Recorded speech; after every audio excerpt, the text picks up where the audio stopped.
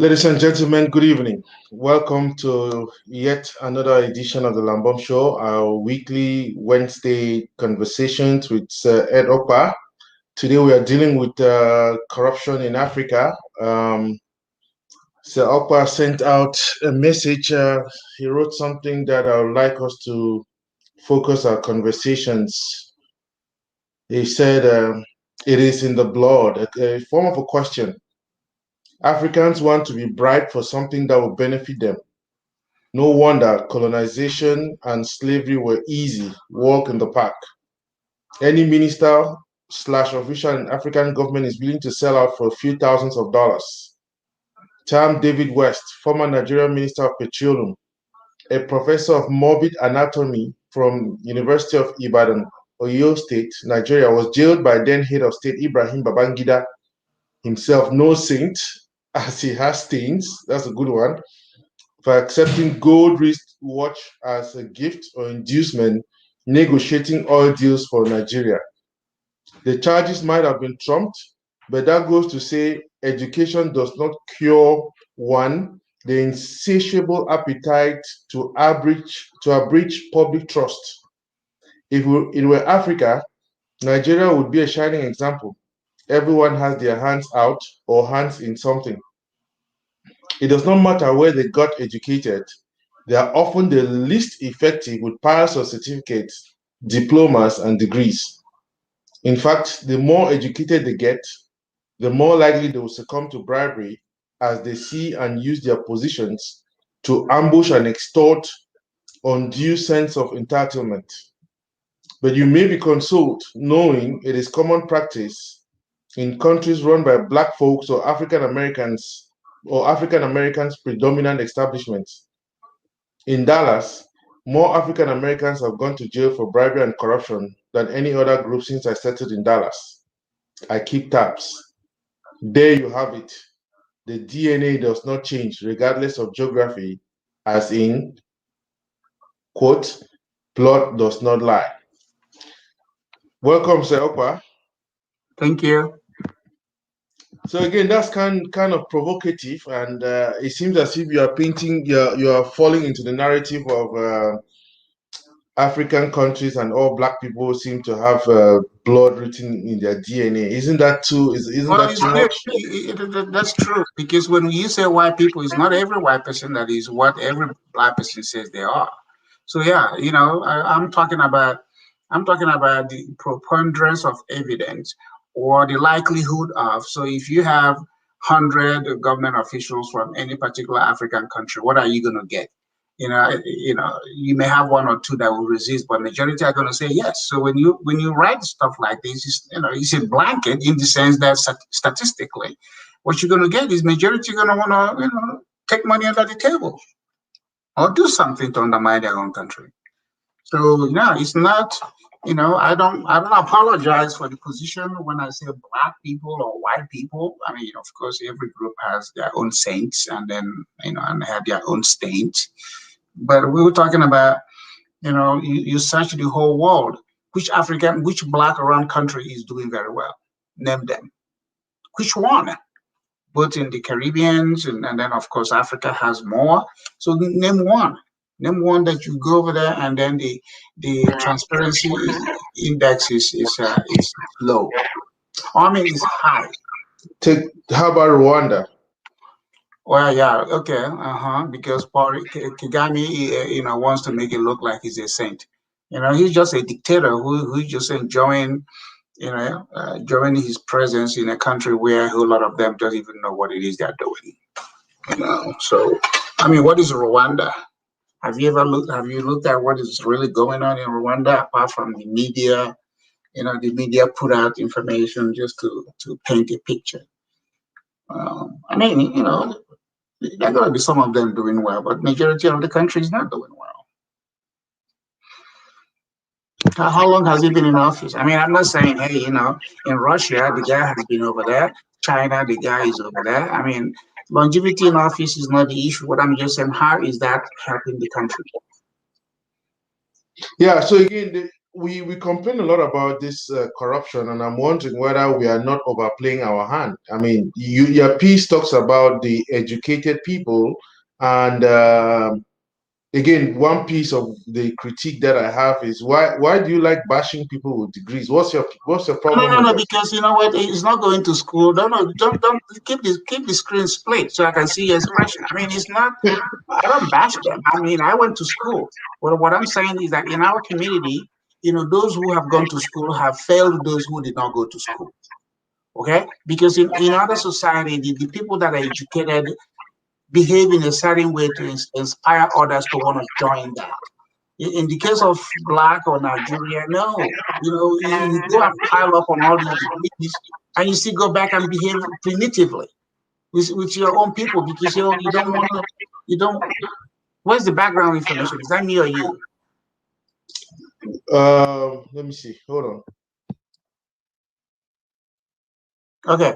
So what you have is you have, after you've gone to London or US or France and you got an education, you still go back and you're drinking palm wine with your village man who never left, and then all of a sudden they implode you into their own, situation, and all of a sudden you forgot that you're supposed to be the one, elevating them, pulling them out, showing them things, not just physically, mentally.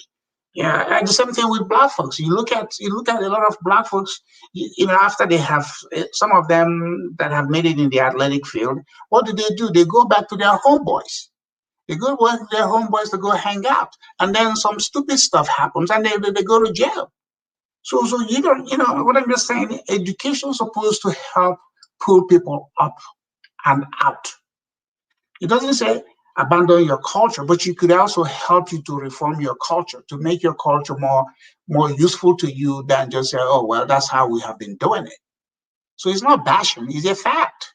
It's a fact. Because the problem of Africa are the educated Africans.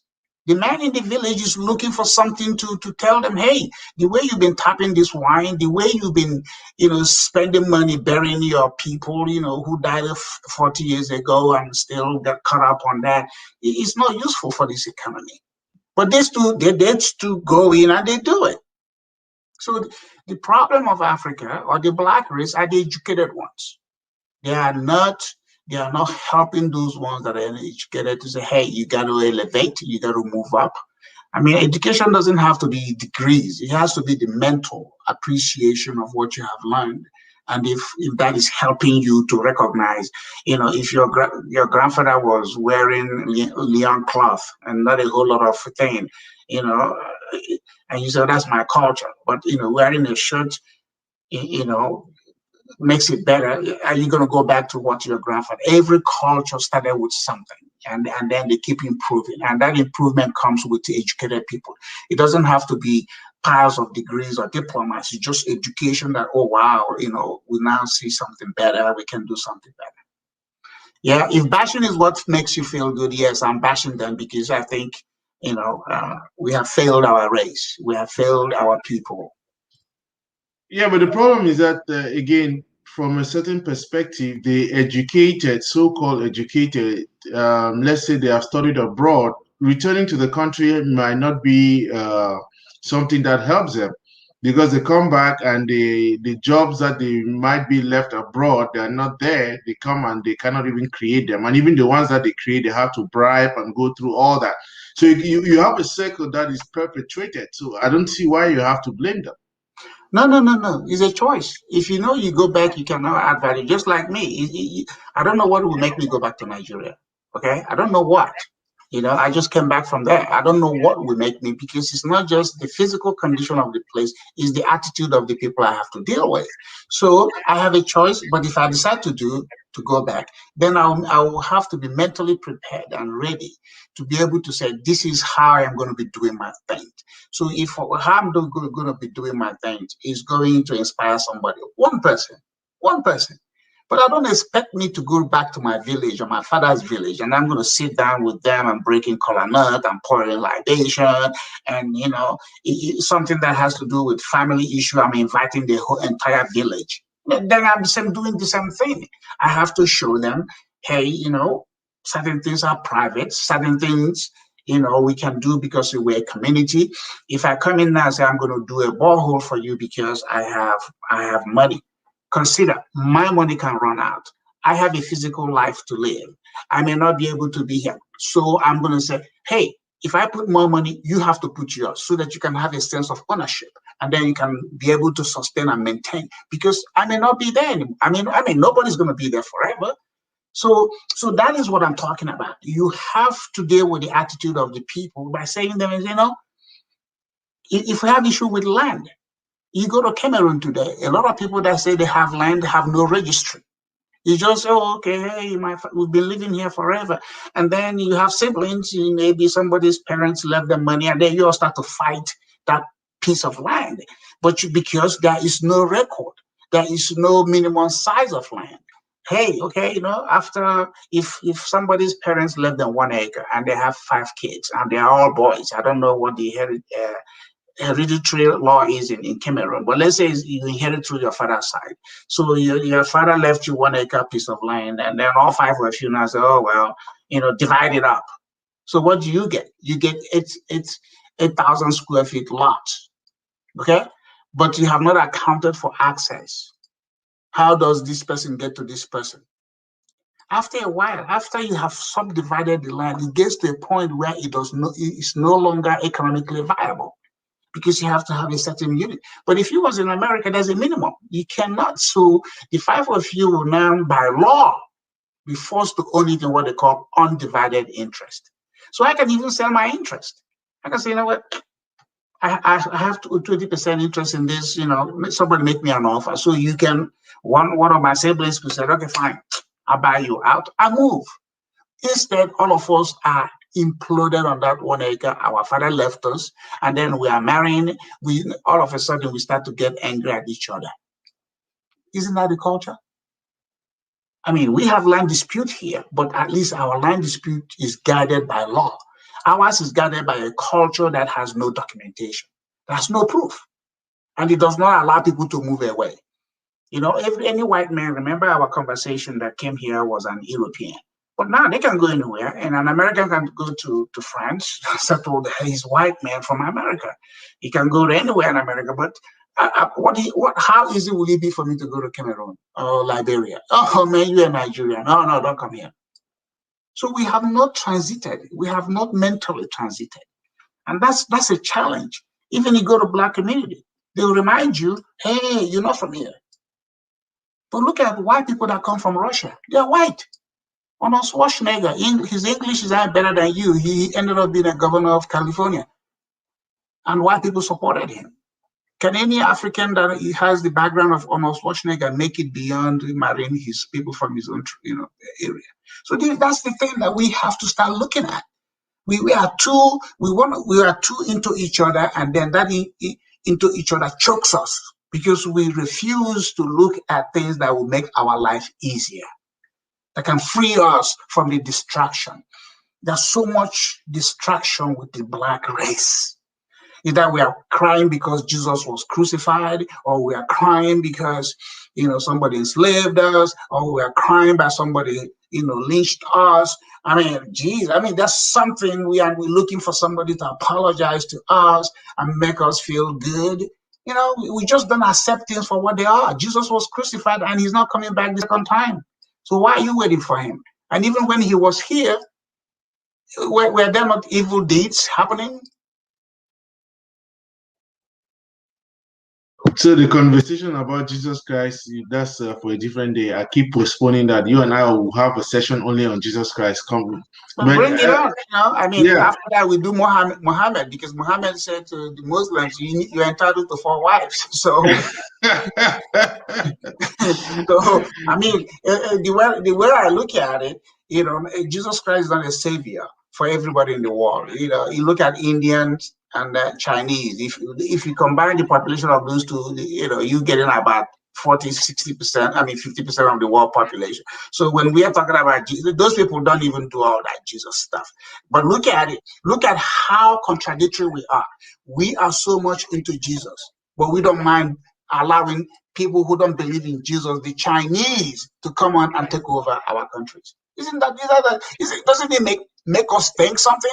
The Chinese don't deal with Jesus. You might have few of them that say they are Christian, but there is no Bible. In fact, Bible is not allowed in China. It's a contraband. But then we that are Jesus are running to China to come help us out. Yeah, I think Jesus asked us to go. Has given us China as he's a good Samaritan, isn't it? He taught us the story of the good I'm just Samaritan. saying why good Samaritan has to be somebody that's similar to you. When you talking to Chinese, if a Chinese man come to do business with you, say let us pray and call Jesus, they will say no, we don't do that. Let's pray for the money I'm giving you, not the Jesus money you call Jesus. You call. Yeah. So okay, let's go back to what we're talking yeah, about. exactly. That's so. Let's circle back to corruption.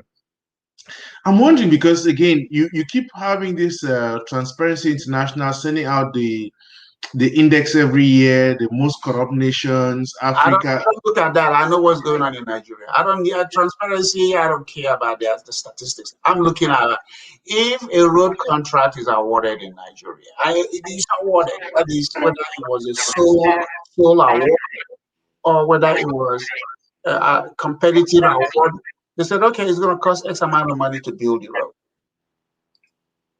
Years after, the road is never built. Mobilization money has been sent. Nobody knows who to held accountable. That's corruption. But then it's not just only corruption; it's also incompetence. Corruption exists in every society. I mean, you live in Maryland. Go back now and Google how many officials have been sentenced because of corruption in Maryland or city of Baltimore in the past, whatever. You see that number. But you know what? They know it. Because corruption exists once there are more than you. It cannot be corrupt by yourself. You got to be corrupt because there's somebody else. So as long as on earth we have two individuals living, there are going to be corruption. But the thing is, how do we minimize it, eliminate it, or make it punishable so that if you abuse the public trust, then there's a consequences for it. But in Africa, there's no consequences for it. There's none. Except when the president feels that, oh, you took so much money and you didn't give him some of it, and then he goes after you. But it shouldn't be the case.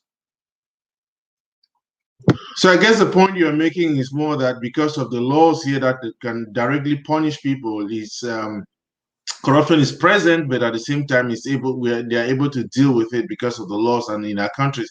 But yeah, but I mean, what is the way out? Because again, we have been talking about the way out for is so that, long. like you give an example of even a school principal, a lecturer, all these other people, in those countries, they are, some colleges where the professor or the lecturer will say, hey, if you don't do X, Y, Z, I'm not going to pass you. I'm going to flunk you. And then, especially towards the girls, or if you're a rich kid and you don't have time to come to school, but somehow you need the paper to make it look like you went to school, the lecturer can even help you, keep helping you go through the classes, because the family may come in and do favors. I mean, we've had cases of that in America, but it's not rampant. Remember, what we're talking about exceptions. In America, those are exceptions. In Africa, those are the typical, they're normal. So we want to go to the exceptions. We're going to go to people because, I mean, there's still going to be those of us that are going to commit crime, no matter what you say. Because that's just what they are disposed to. But it cannot be where 95% of us are willing to commit the crime. That chokes the system. You don't get anything done. So from the gate man to the principal secretary in that ministry, you are willing to keep bribing money, giving money so that you can move to see who you want to see. So is that the society we want? Okay, fine. If we said, okay, it's acceptable, let's tax everybody. Okay, we have a corruption tax. Okay, if you took so much money from the public, you pay us 20%. We clap for you and say, hey, how are you able to do it? But pay us some taxes. Because if it appears that we cannot eliminate it, then let's make it part of the public policy. Hey, there's 20% corruption tax here, so anything you make, that's going to be 20% because we know you probably got there by corruption. But you got to fight this. America wasn't what it is now. What is now before. I mean, there was something. But they got to a point where they said, no, we cannot have a society like that. South Korea, go Google it, back in the 90s, when Hyundai, Daewoo, all these big giant South Korean companies wanted to start making their global presence, they were shunned. People say, you are a product of corrupt regimes. So nobody took them seriously. But guess what the Koreans did? They went back and they tried every former president that was alive. Some of them were executed. Some of them were imprisoned. They call it cleansing. And look at Korea today. Look at Korea today. So you don't need Transparency International. Transparency International is some group of people who just sit behind and they come out with information and they put it out there. But we know we don't need them. I don't need them. I don't look at them for anything. I just know that Nigeria is a corrupt nation. Ghana is a corrupt nation. Many African countries, some of them are working well to minimize that, but some of them just don't care. Yes, but again, I mean, Transparency International, at least, again, I think his role is to bring this to the global stage and compare that. And I think the point you're making... enforcement rights. They can't enforce anything. Yeah, I mean, they create the awareness, but they can't do anything. It's not like Transparency is going to say, okay, we've identified the XYZ country as being corrupt, and then this is what we recommend you do. Okay, I mean, the money that is stolen from Africa is not by ghost. It is by Africans in collaboration with whomever they're working with, to have those things in foreign accounts. So we know, just like Mobutu, the challenges of Mobutu family is that when he died, he had his money in various names and various accounts, and it was just been difficult for somebody to come legitimately and say, oh, okay, I'm a Mobutu descendant and I need the money. Because they will ask you, what is his name? Mobutu Sese Seko or Sese Seko Mobutu or Joseph Mobutu? I mean, because he was doing all kinds of stuff. And then you have to, because it's a Western culture, you have to now go into court and justify to the judge that these 100 accounts belong to the same person. You know what the legal process that is? So the countries where these monies are resident, they just take it and they put it in their treasury. And then interest, waiting for you to come. They say, oh, we know there's money here, but you gotta have to prove that it's the same guy. And Africans are not ready for that court action. They just walk away. Yeah, so I mean, my point about this corruption thing is it seems to be a cycle, perpetuated. Let me be direct. So you just came back from Nigeria. Mm-hmm. God forbid that something happened at the airport and you did not have your, let's say, vaccine, your COVID test. Mm-hmm. But you needed to catch your flight to be back here on time. Mm-hmm. I mean, is there no possibility that you would have given something in order to? No, because I know the requirement going in, and I know the requirement getting out. So I will honor myself by following those procedures. I ever since I've been to Nigeria, I have never. In fact, I'll give you an example. Thank you, brother. 1994, when my father died in 1994. I was already in Nigeria visiting. He died, and I came. I put his body in a mortuary, and I came back, in March to go and for the funeral, in April. And so when I was going back, I had bought some things, some souvenir stuff, and I wanted to use it during the funeral ceremony. I get to the airport, and they were harassing me. I told them, I said, you know what? You guys can have it. And I said, you can have it. I don't need it. It's not a do or die for me. And then I said, okay, go. Another time, I was coming back. You know how you buy some artwork and you buy some stuff. I get over there and they say, oh, this is antiquity. It's an antiquity. Do I have a certificate or what? I say, you know what? I bought it from this gift shop in Victoria Island. And if they didn't give me any, I didn't know that I needed to do that. You know what? You can have it. They were expecting me to say, here is that. I said, I know. You can have it. So since then, if you see, in fact, this time I came back, even American people, immigration people, when they say, well, how many, what's the bag? I'll show them this bag. You have anything checked in? No. Are you sure you're coming from Nigeria? Yes. I said, what does my passport say? I'm coming from on my ticket. Because they get shocked that you are one Nigerian coming in here with nothing. Even the same way going. When I get to the airport, sir, do you have something, any bag to clear? I said, this is it. I take a few jeans, t-shirt, I'm gone. I don't need to take a Walmart with me because I know what I'm going to experience. So back to your question, I never put myself in a position to bribe anybody. So again, it may just be the situation where you are with these guys, you're in traffic, you're being delayed, they come, all your papers are good, they keep bugging you. Again, what do? The police are just the police. You know, look, I was there when my sister passed away. I went for my nephew's funeral, and then my sister passed. And I went to what is it called? I went to the hospital to deal with the paperwork.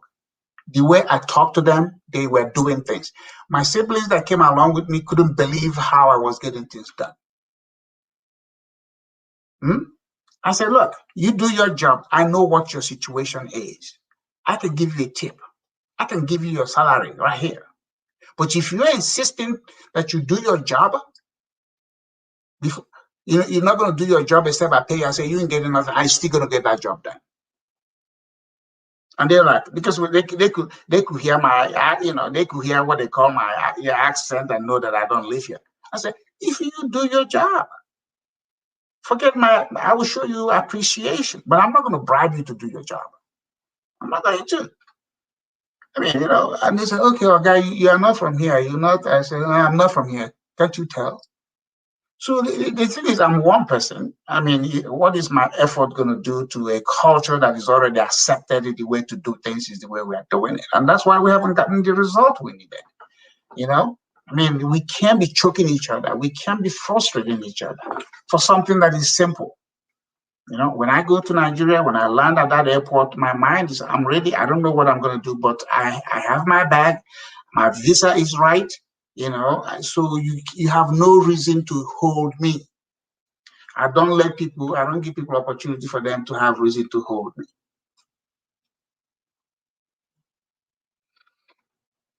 So you become the exception, isn't it? You are blessed. You have your badge of honor. You have made it a point of duty.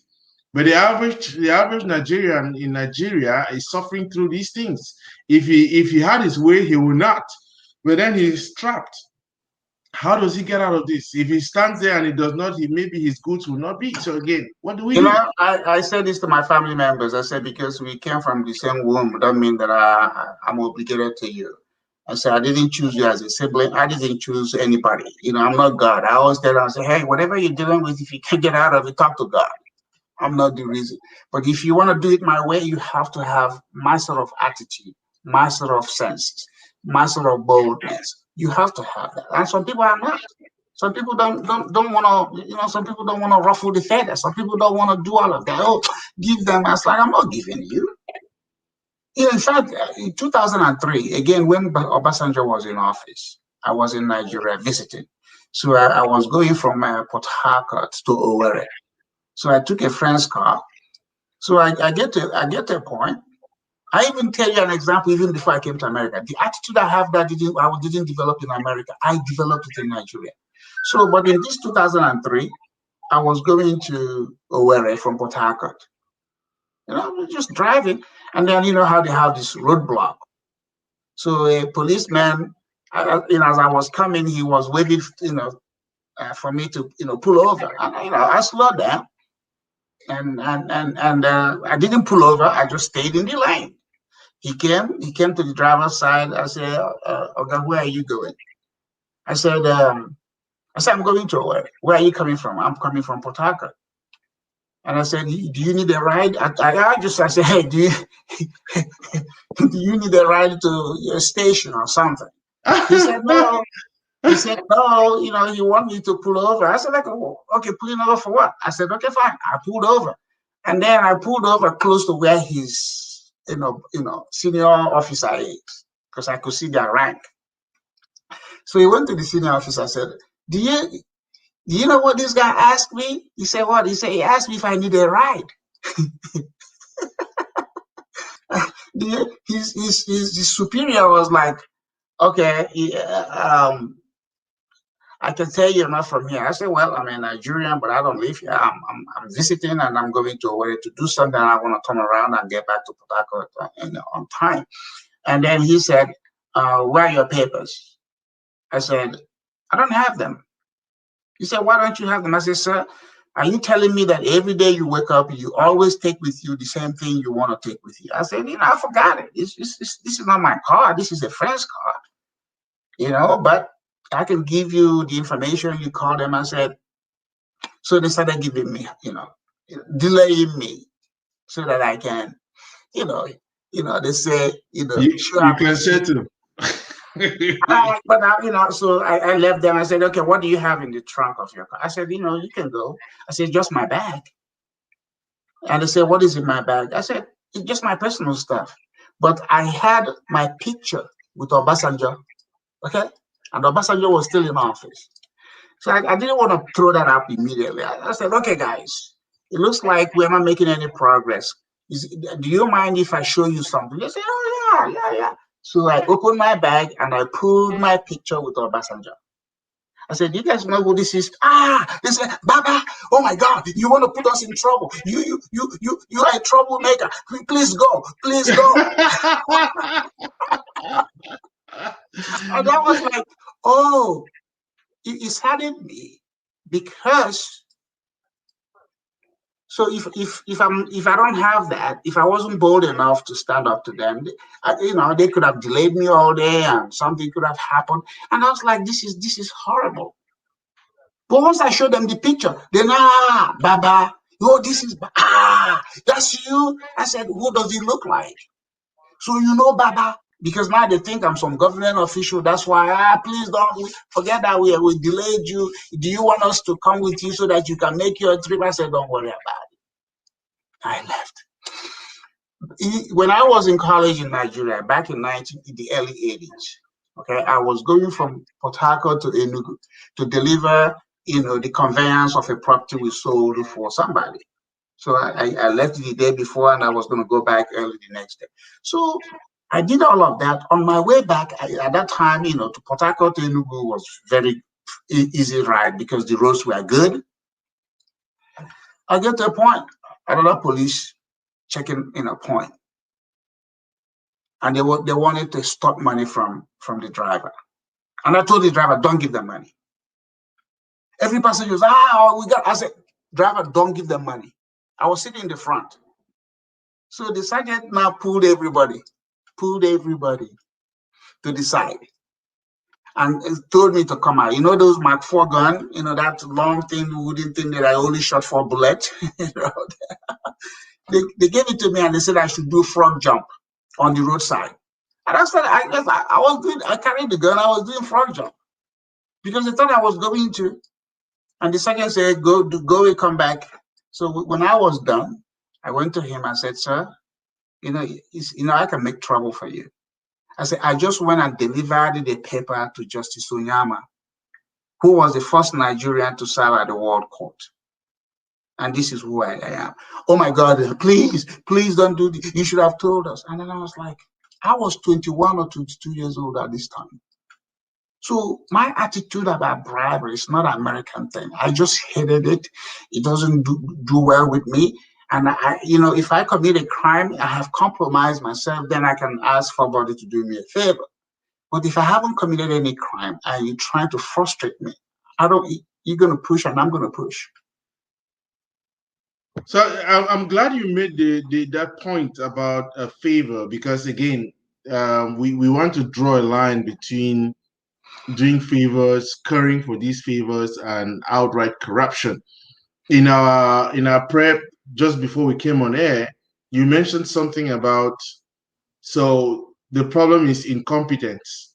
Yes. Somebody who does not deserve something and then gets it because they bribe or so there's a difference here in terms of this is somebody who is qualified, is able to deliver the goods, and then is asking for a favor because maybe two or three of them are equally qualified.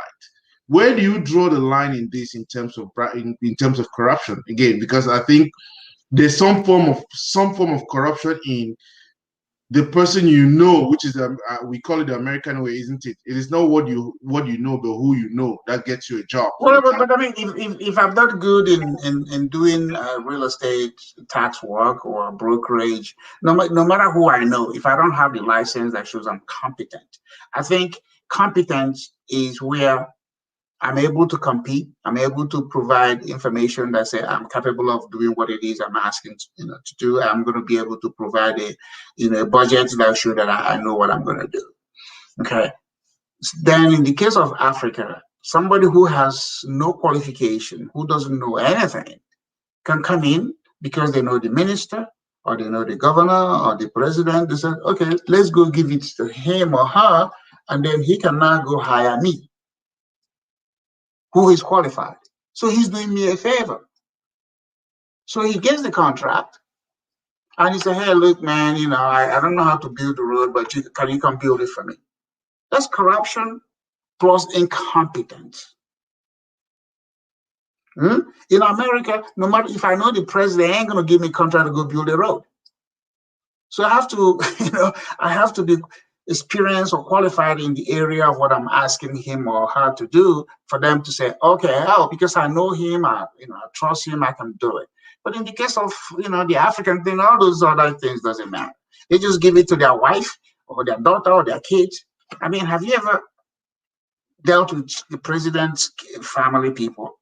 You call them, okay, for me to call, connect you to my dad or mom or something, you got to do X.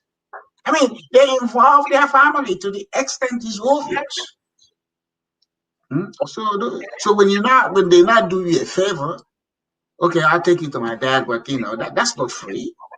It's not like, hey, they know Lambert is qualified. I don't mind making the introduction because the common good is going to benefit me, make my father look good, make the country go forward. No, they're not doing that. They're going to say, hey, sign an agreement with me before I even introduce you. And what do I get? So corruption is part of it, but being incompetent, not being able to deliver what it is they're paid for is also another factor. So I'm looking at, let's get back to the situation. Well, not just in Africa. You have many young people who are unable to find their way into the public service, isn't it? They're unable to do stuff. And I know we can talk about being creative and being entrepreneurs and all that. But then they have to start looking for ways in order to bribe to find their feet. What advice would you give young people who face this kind of a dilemma? They have gone to school, graduated, and they come back, everything is, Okay, I remember I went to school, and I went to school in Nigeria. Okay? Yeah. You have to invest in yourself. You have to know that because you have this paper, it's not a guarantee. It doesn't guarantee you anything. I mean, maybe back in the 50s and 60s, remember back then when an African, you graduate, the day you are graduating, the government is buying you a ticket to come home and join the civil service. Okay, a lot of people, Cameroon, Nigeria, Ghana, they were looking for their own. And oftentimes those people didn't even know anything just because they graduated, boom. So it created a false sense because those people didn't have to do anything. Just because you graduated, some of them don't even have a good grade, graduated, they're coming home, or you went to school, come on. And they came, and there will be people at the airport to receive them. Remember? And then they drive them straight to their quarters, government quarters that is already built for them. There's a driver, there's a car. Then they're here. They never really were competing or being competitive. So now, if you were watching that, you now think that's the way it's going to happen for you. It has changed. So I'll give you my own personal example. When I was in college in Nigeria, okay, I was studying real estate. I knew there were very few real estate companies in the city where my college was, Port Harcourt, and I wanted to get. You know what I was started, You know what I was doing? No. I was attending meetings of all the real estate professionals in town. I will go over there and I'll be the student, student. I will help serve this, I help do this, and they say, "Oh, what are you? When are you graduating?" I would tell them the year. They said, if you ever want a job, let us know. Lambert, I was the only person who got a job out of my class because I already was networking with these people. I got 3 offers. But all the ones that were consuming themselves to get a good grade, some of them joined the army, some of them went into other careers. I was the one who had the job because I know the people. And then one of them came in to be an external examiner. The final year students, you have external examiners that look at your dissertations to grade it and all of that. I was super in there because I was comfortable dealing with the faculty, and now here's an external examiner I already know from interacting with the professionals, going to their meetings. And then after I defended my project, he said, "Hey, you still want a job? Come work for me." I came to America, the same networking, interacting with people, telling them what I want to do, telling them what my goal is. So some people don't, social skills, nobody gets a degree in social skills, but it's something you have to want to do because it's becoming very competitive. Your resume is one of hundreds or one of thousands. So how do you distinguish yourself? How does somebody go in there and pull your paper out and say, "This is what we want"?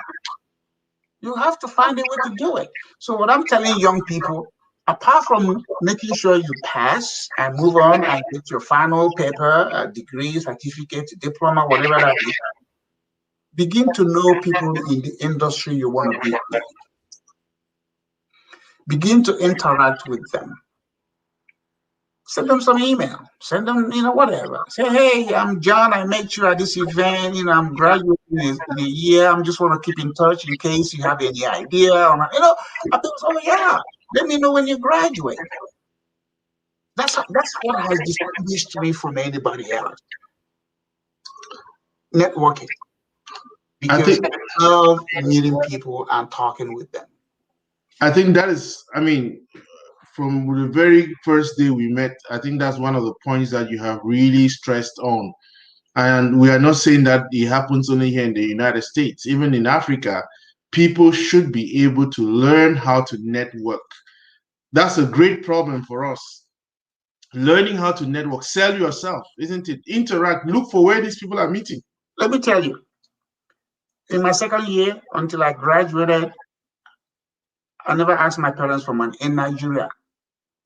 I was going to the government house in Port Harcourt on weekends, because I started a relationship with the son of the deputy governor of the state. And guess what? So the girls that wanted to go to a party in the town, I was the arrangee guy. If you want to go to town, because in college in Nigeria, there's those who do parties on campus, and then the big boys and big girls do it outside campus. But then outside campus again is like, are you doing it where? So my reputation was known in school like, "Hey, if you want to go to do it at the governor's guest house, you have to deal with HGK." So I get all these girls, man, and they were like, "Hey," before weekend, they all come into my room. "Hey, man, where is it happening?" I said, "Well, I'll let you know." So you know what? Boom. I was hanging out with the governor, the deputy governor, the son, because from campus, I developed that connection. So on weekends, Friday, I'm gone. Sunday evening, they say, "He didn't tell us." I say, "Well, be patient." Do you even know Lambert? My professor, a Ghanaian guy, will let me use the faculty bus. And him and I are still friends. He lives in Ghana now. He will give me the faculty bus. He say, "Hey, what are you doing this weekend? If you need the faculty, the Kombi bus, the Volkswagen bus. Remember that, box, they call it Kombi. It's Volkswagen model. He'll give me key to it. And then on campus, I'm driving the faculty, and they're like, "Who is it?" My head of department and I We're friends. I never asked him to give me grade or what exam. No, I kept that because I said, hey, in order for me to maintain my integrity and not compromise myself, I have to be academically good. And I was. So I never asked him, hey, give me grade, push me this way or push me that way. No. But he saw that I was the guy. You know what he said to the class? He said, I'm going to be the most successful of my classmates because I was networking. I'm not a social butterfly. I just know how to create the sort of relationship I know to help me move forward. So I think right there we give. I mean, it sounds really, call it basic, but it's a great way by which you start breaking down the corruption issues. And just by looking around, you said the industry where you want to focus, look for the people who are already in there and start networking with them. Important. So that at the end, it's not about, so again, this whole business about pushing envelopes and doing things, selling your body or doing things, so that it's not important, isn't it? First, you have to get the competency. You have to be competent. Then next, in addition to that, you need to put be yourself. Confident. You have to be confident. Correct. So, because again, all of us who complain about these things, they are going to turn around and look for the person who is closest, isn't it? So for the starting point, again, I believe it's the same thing for those of us African immigrants, which is the focus of our conversation, who want to do things on the continent. We start looking for, okay, whom do I know and all that stuff, and start pushing envelopes. No, so network, because once you start networking, people now see the value that you have. I know in some countries it doesn't really matter. Cameroon, it doesn't really matter that people is going to be, hey, this is it and that's it. So, but I think that generalization is not equal across the board. Let's start fighting the corruption. Remember, in the factors of production, you're dealing with one critical resource, and that is the human factor. The human factor is what makes this happen. It could make it happen on the positive, or it can make it happen on the negative. So you have to, apart from knowing how to be an engineer and a doctor, there's some certain professions that lend themselves to where you go to them. Okay, doctors are profession where you go to them. Okay, if you're sick, you look it. Just like being a pastor. Two people I don't like to deal with are pastors and doctors, because one is trying to pray for you to go to heaven, and the other one is telling you I can save your life. Being a doctor, I know what's wrong with your body. But apart from that, everything else is about selling. Marketing and sales is part of human nature. And you go home and you see people that don't have a formal education in that, and they're selling. They have customers.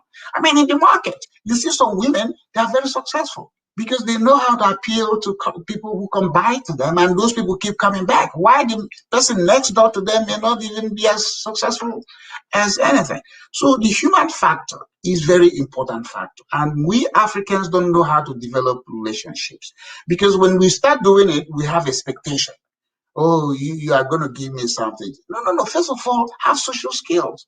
Talk with them. What's going on? Who are you? Hey, what is that? What is that? Because when everything is equal, people are going to go to the people they know. Okay? If you are a student, I'm a student, and else is a student, and our resume is sitting on somebody's body, and I know the person who is hiring. Well, what do you think is going to happen? Of course, the person that they know. So life is not about blind pursuit. Certain things happen by chance. There are a lot of people that have done well without having to go this route. This is not like you have to do it route. But it helps too for you to recognize that, knowing people, networking with people has its own advantages. Expectations and being expectant are two ways you live life.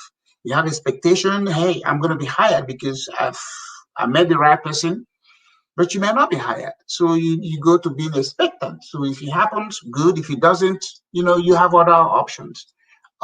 So that is what has worked for me. There's no magic to it. I am very direct, deliberate in the things I do, and I always look for the human factor. I mean, there's something now that I'm trying to do in Ghana. I was going to do it in Gabon, but Gabon is slow and there's a language issue. And I was like, you know what? I know people in Ghana. So I told my client, let's go to Ghana. And then yesterday, I started sending messages to the people I know in Ghana. And today we landed on the desk of the guy I need, and he said, hey, tomorrow, let's have a talk. Because of the human factor. Not necessarily, I mean, of course, I have to tell them what I'm trying to do, my client wants to do, but I'm saying, hey, let me go to where I know somebody. So tomorrow, we're going to have the conversation. And my client, all I'm doing is making my client want to pay me. Because if somebody's going to pay you thousands of dollars for consulting, you better bring value. You better want to say, you know what, even if it doesn't work the way I think, but for the fact that you did this, this is good. I don't mind paying you, because you have to sometimes, in business development, you have to sometimes spend money to do it. So that is a personal thing. The individual has to, except you're in the profession of being a doctor where you don't have to do a whole lot. People are coming to you. But when you're in any other business, except you are in a career where you are the only one and everybody else has to come to you. But I don't know what that career is. So you have to distinguish yourself. And how can you do that? You could do that with more knowledge, what is knowledge doesn't mean formal education all the time. You could be knowledgeable to talk about. If somebody approaches you for something, and even if you don't know what it is, you'll be able to guide them to the next step. And that effective leadership is what presidents look for. If you look at an American history, how presidents have worked with other people, the first person to build American naval ship who didn't even have any experience in building naval ships. The president just said, hey, he said, Mr. President, I'll get it done. He went and recruited the people because he trusted him. As you move up in life, what leadership are looking for is the trust and ability. So, hey, I even tell you how Nigeria bought their first presidential jet after Obasanjo, when Obasanjo was head of state. Because he was flying commercial line coming to U.S. So when he came to U.S., 1976, 76, he came. After he became head of state and Murtala Muhammad was assassinated, he came, I think he went to UN. Andrew Young, the Atlanta native, was Jimmy Carter's U.S. ambassador to UN. So Obasanjo came, I think it was 78, not 76. So Obasanjo came, and he said, how did you get here? Well, commercial, because Nigeria didn't have any presidential jet at the time. And then Andrew Young said, hey, don't you think you need one? He said, yeah, can you help me? He said, sure. You know what happened? The first one, the jet they were using at the time was a 737 of Eastern Airline, which became Delta. Okay? And Eastern Airline was, the precursor to Delta. So Andrew Young went over there, talked to them, and they released one of their planes. It was painted Nigerian color. It became the Nigerian, presidential conversation. If Andrew didn't ask or Obasanjo didn't say, hey, how do I do that? Boom. So there are certain people you talk to, all you have to say, they ask you for something. You don't say, oh, that's not my field. Or I don't know. They're looking for you to be resourceful. Apart from getting education, are you resourceful? When people ask me to do something, provided it's legal, I will say, yeah, I can do it. And then I say, are you going to return me? If it's free, I say, go Google it. Go Google it. You can say, I say there's a different, Googling, because you could Google how to do heart surgery, okay? But you're not a heart surgeon. I always ask them, I said, are you looking for consulting advice or are you looking for Google information? If it's Google information, go over there, put in the engine, whatever you want, it's going to pop up. And then they say, oh, no, we want you to guide us. I said, now you're looking for counseling and guidance. So you have to also distinguish yourself. You have to find a way to let people, when they're talking to you, to know that you can add value to what they want you to do, either to help them get it done or to know, hey, it doesn't make sense not to get it done. It doesn't make sense to get it done. So that's about the education for me. I mean, I don't care about the PhDs, the masters, and everything everybody's piling up on. No, why you are doing that if that's what you want to do? Also get to know human beings, get to know human factor, get to have social skills, get to have conversation outside of your field.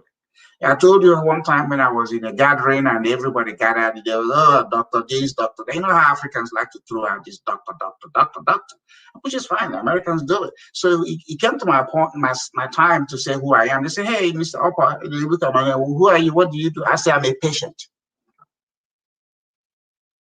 And they started laughing. I said, what do you all mean? the doctors.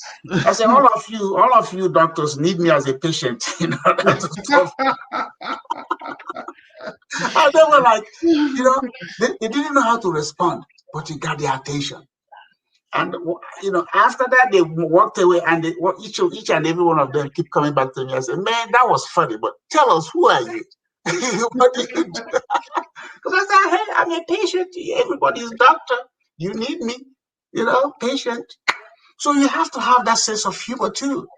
You have to be able to say stuff because people are going to remember that. Remember, they're going to walk away and say, man, you remember what that guy said? If I had gone, I'm in real estate, he wouldn't grab the attention. But I say, hey, I'm a patient. When you all are doctors, you need me.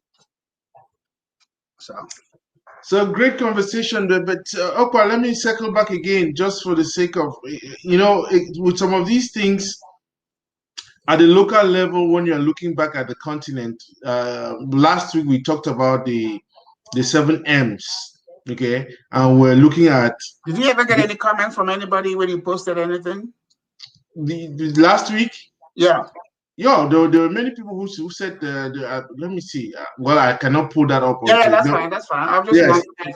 Yes. There were many people who came and said, I thought you were following on my page. I can send them to you after this. But I mean, I'm looking at it in terms of many people just feel, trapped. They don't want to go back to the continent because of this unbridled corruption. It's just defeating. And that in itself now is preventing people from wanting to do stuff.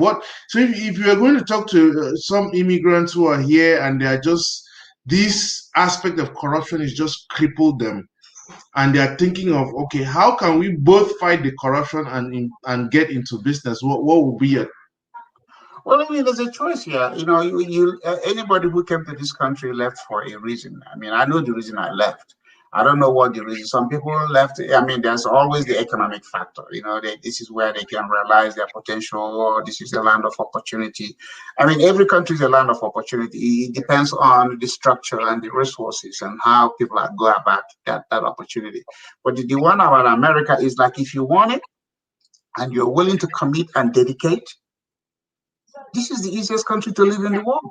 So you have to make a choice.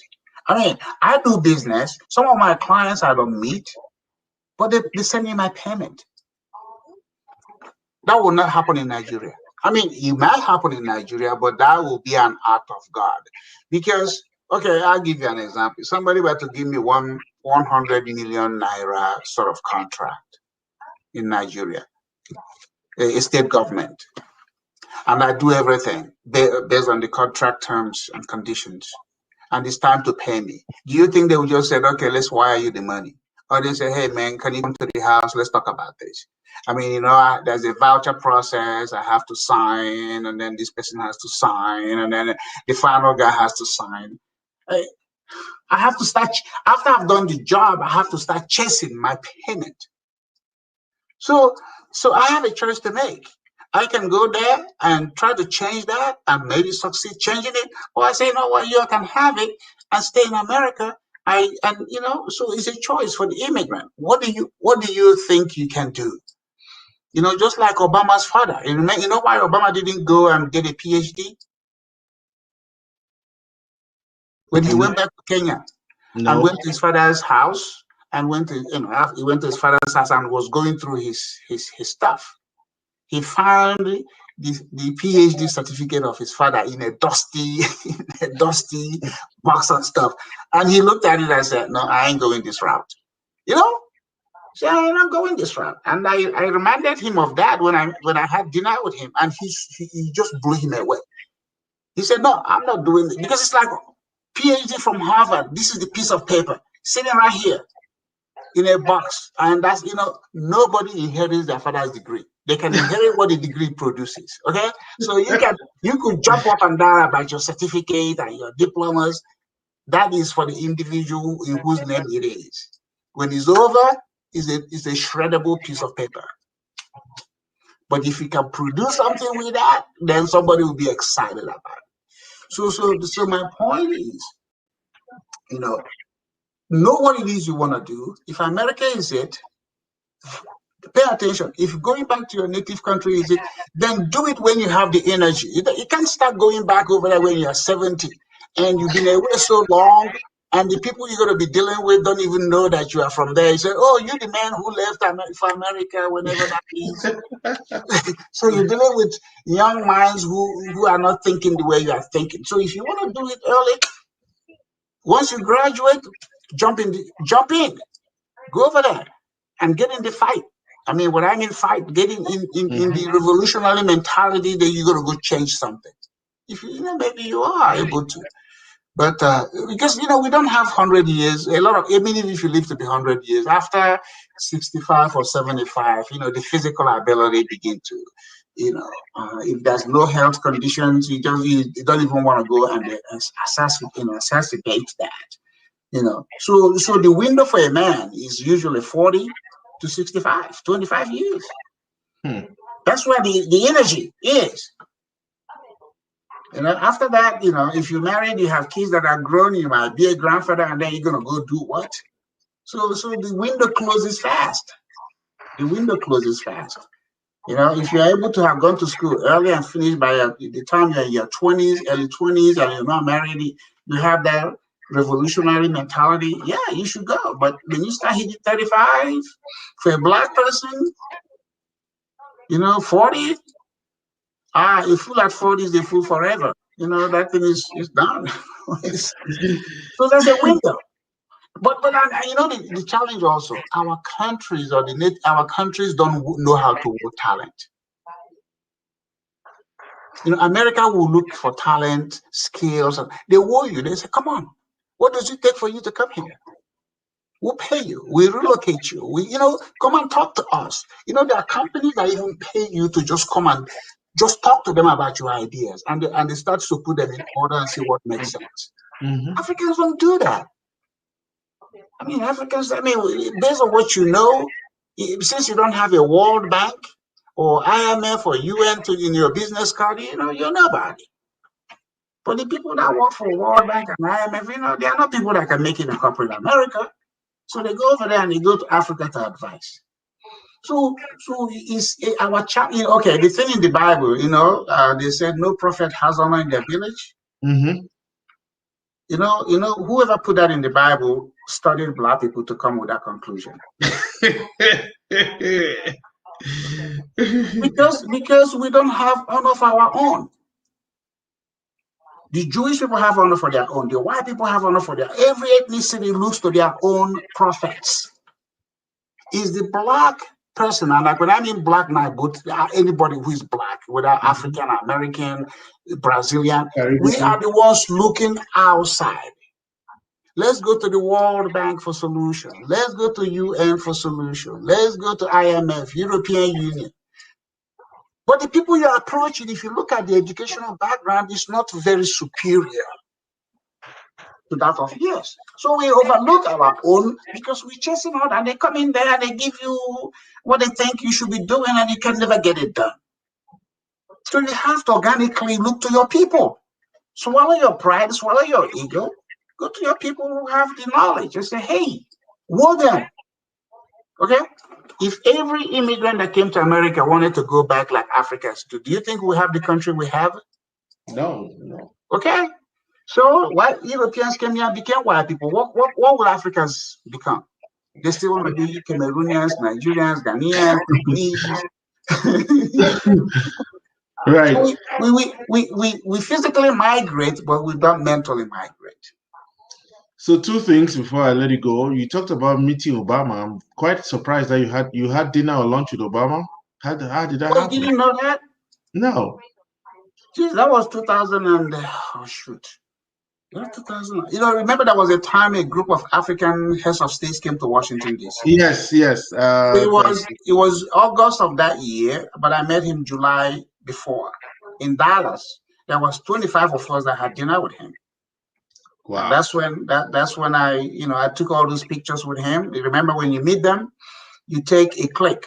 But I had 5 clicks with him because when I said to him, Mr. President, I like a man who likes his father, and I like the fact you went to Kenya to see to your father's village and grave. He just changed the whole attitude.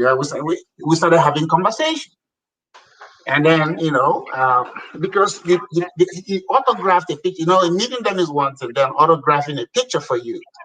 Except you took the picture with them before, and then you took it to the next event, and they see you, they can.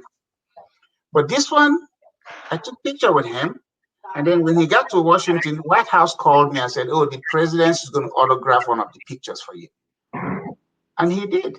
And I can show you. I have a White House lapel pen from him. Wow. Yes, So that's because of the conversation, because of what I said to him. I didn't talk about policy. Just like when I met with a Bush, I said, "Hey, I like the fact that you like your dad." He just like he was really. I said, "Yeah, I like a man who likes his dad." And you know what he said? He turned around to the photo man. He said, "I want a picture with this guy. He's a good man." wow. Boom. Did I go there to say, "Oh, you shouldn't have gone to Afghanistan"? Or I don't, I don't, I don't do all of that with them. It's not my job. My job is to say, your job is tough. I know what is it like when you go home and you have to talk with your wife and your kids. And when you say stuff like that, they recognize that they are human beings. And their parents, their fathers, they have concern, they have something is bothering them, just like all of us. So though that presidential job does not lend itself to where everybody comes to attack them. So the same thing. So there was a picture Bush took with me and my wife. When he saw us, he said, "Hey, can I be Malcolm in the middle?" So he was in the middle of my wife and I, and we took picture. And he put his hand on us. An American president is because he recognized me and always say, "Hey man, good, that's a good man. That's a good man right there." So the same thing with Trump.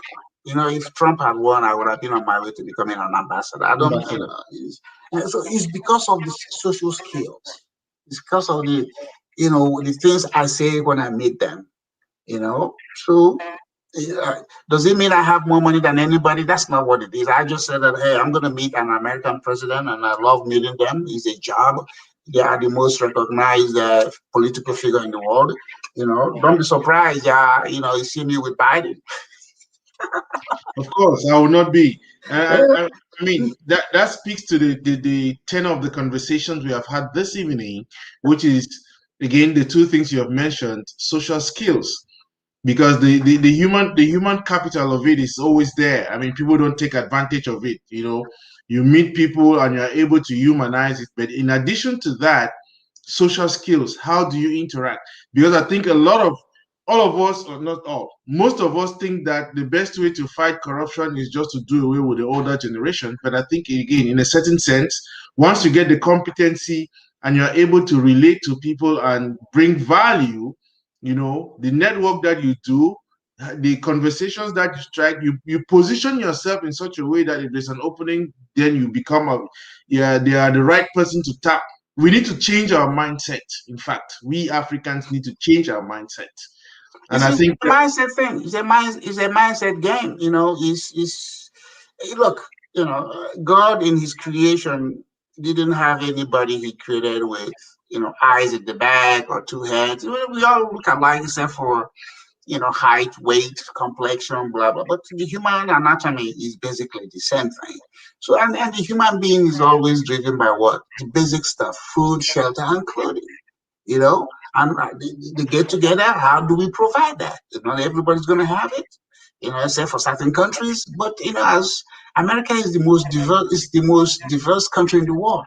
But the thing that brings all of us together are the laws and the regulations, the rules. That is why you could come here. You are not born here. You could run for office, except for that of the president. Can I do it in some countries? Heck no. So we are a nation of flaws. And if you come in and you embrace those laws, and even the ones you don't like, you say, okay, how do I change it? Then you're part of the currency. You're part of the currency that drives this nation. Because some laws may have been passed when people like you and I were not considered anything. But now, okay, you don't like the law, push forward. You know what? What should we change? So here is, I remember, I don't know if you can, this is from the governor of Texas. Can you read it? Hold on, let me pull you up. What does he say? Congratulations on your recent appointment and confirmation. Thank you for your willingness to serve Texas as my appointee. Your knowledge and experience will be available to the State Securities Board. I look forward to working with you to ensure the future remains bright for Texas. Sincerely, Greg Abbott. Haha. Me. That's what we are talking about.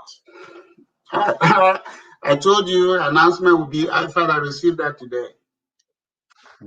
I received that Good. letter. So again, privileged to have this on the Lamboms Show, and we are glad we are having these conversations. You did not bribe your way to have that nomination, isn't it? It's because of. Oh no! In fact, it was it was the former governor who nominated me. Okay, so that is because of the people that you know, and he says it there. Your skill sets, okay, it's quite clear. That is what we are talking about. These are not magical things that happen overnight. It's based on your relationships, your skill sets, and all that, which is what we want to highlight. That we can fight the corruption. We can fight the corruption by doing what? Bringing to bear our skills and bringing to bear our relationships, social skills. So again, say, Ed, congratulations on your nomination and your confirmation, and look forward to hearing more about the Securities Board in Texas. I'm sure that from time to time we'll hear. My first board meeting is tomorrow. So because I have been sworn in, but I will not vote because the issues that will be coming up, I wasn't part of it. But my first board meeting is 10 a.m. tomorrow.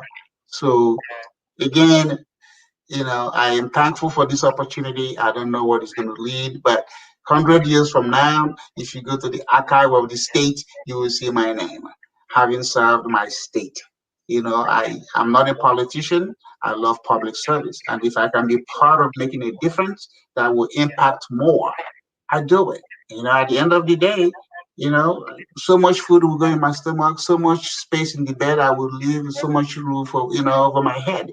So I have to come to a realization that the more money, there's a diminishing return with money. The more of it you have, the satisfaction probably is not the same thing. Just like the first, when you are thirsty, the first water, boom, you choose the after the other one is that. So what else do you do? Nobody can impress me with anything material. I'm looking at how do I be part of a community to be relevant, in order for me to do something. At the end, it's a small box. We're not going to fit in when we die.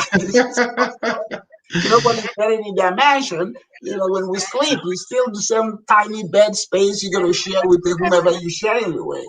Right. So it comes to where it's like, what is next? What can we do differently? And I'm always encouraging to my people, embrace America. It's not a perfect nation, but it's more perfect than the one we left behind. Embrace it. Every politics is local. But don't, at the end of the day, we all have a vote, and you got to give it to somebody, whether blue or red, or we don't have another people, independent. Okay, fine. Once you cast that vote and the election is over, still maintain your relationship, because now, there's the election nearing, and then the results have been declared. So the governor is not governor for Republican parties. He's governor of Texas.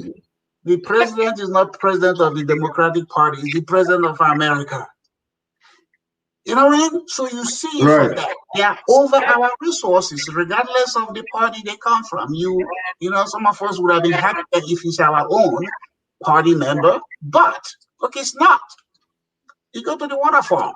When the water is falling, it's falling for every American. It's Everybody. falling for everybody. So that's me. You know, I wear red because I like red wine. I don't do the blue wine. I'm not a Democrat. Now I see why you had red on today. I have red and it's red wine. You know, nobody drinks blue wine. But I don't have anything against the Democrat. I don't have anything. You know, I'm just saying, okay, you guys won. I mean, let's work. What are we doing for the benefit of our community? Until next time, you know. So that's it. Right. But I'm happy to be part of Texas. You know, being an appointee of two governors successively. You know, I don't know how many immigrants from my kind of background I would say they have served in that kind of role. You know, it's not a boasting thing. It's something to inspire. This is to inspire people that it can be done in your state. It can be done. Be part of something. Be part of that after you've done the general vote. Go in a room and start voting for something else because that's the politics of the business. Okay? The Right. business of the politics is when everybody's trying to vote for somebody. But once that is over, switch it to the politics of the business because politics of the business is what gets you who gets it, when and how and when. Be on that board, be on that commission, get to learn how the process works. Get to learn. It's very critical. America is a process, it's a system. You got to figure it out, you know. Right. So, thank you very much, Opa. I hope that next week we'll talk a little bit about your first experience with tomorrow's occasion, and I promised you that by the time we come to the last week of the month, we would have registered our U.S. Africa Society. So by next week, we should have everything laid out, and I'll consult with you in the course of the week before the week runs out. But I want to, as always, thank you for your time. Thank you for your wisdom. Thank you for your experience. And we continue to learn, continue to share, and looking forward to comments. Again, many people come back to this after we have gone. They leave comments or people call and all that. But I'll share some of those with you when they come in. You have any last words? Well, again, you know, it's become a Wednesday to look forward to. You know, the conversation is good. I'm not in the business. You know, I think, you know, the first word you used, it was like, you know, provoke. And I said, I don't write to appease, I write to provoke. Um, when I write something, I want somebody to go back and say, damn, call me names, or say, damn, you know, who does he think it about? I got their attention. And I say the things because I want us to do better. I want us to push the envelope. I want us to go the extra distance.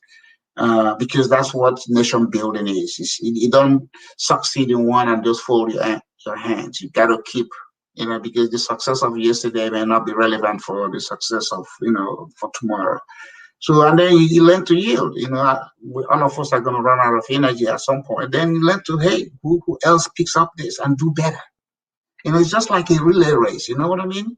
The 4x4, maybe you get the guy who open it up with, because that guy has faster speed, because we will not give everybody advantage. So the next person, you know what I mean? The person who finishes his last may not be as skilled as the first person, but you have to align all those resources and talent in order to achieve the goal you want. And that's what this is.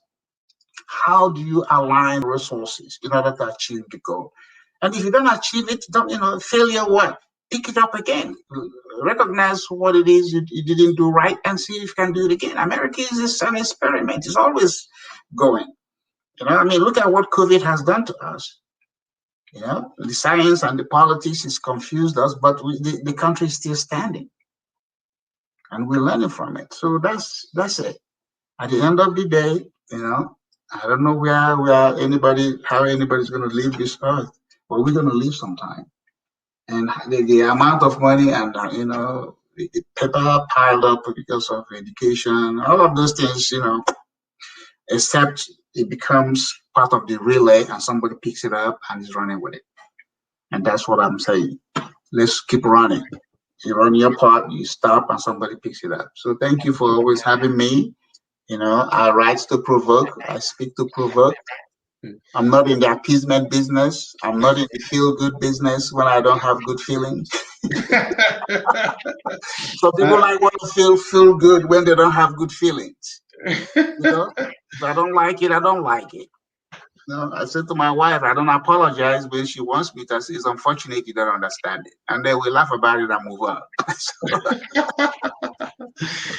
So thank you again, Sir Okpa, and I look forward to it. Thank you for the time. And again, have a great meeting tomorrow, and I'll see you next week. Thank you too, and have a good day. Thank you. Bye.